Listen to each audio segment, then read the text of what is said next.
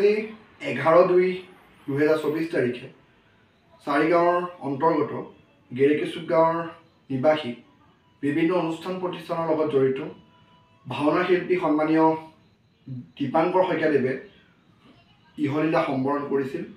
তেখেতৰ পবিত্ৰ আত্মাৰ চিৰশান্তি আমি কামনা কৰাৰ অৰ্থে লগতে আজি মাহেকীয়া উপলক্ষে তেখেতৰ বাসগৃহত চাৰিগাঁও যুৱ সংঘৰ উদ্যোগত তথা সমূহ ৰাইজৰ সহযোগত আমি বহলভাৱে জামুগুৰিহাটৰ বিভিন্ন অনুষ্ঠান প্ৰতিষ্ঠানৰ স্বনামধন্য ব্যক্তিসকলৰ উপস্থিতিত এখনি স্মৃতিচান সভা আৰু লগতে স্মৃতিচান সভাৰ লগত সংগতি ৰাখি তেখেতৰ কৰ্মৰাজিৰ ওপৰত গুণানুকীৰ্তন হোৱাৰ লগতে কৰ্মৰাজিৰ প্ৰতিটো দিশ সেই স্মৰণিকাখন উল্লেখ আছে। এখনি স্মৰণিকা আমি উন্মোচন কৰিছোঁ।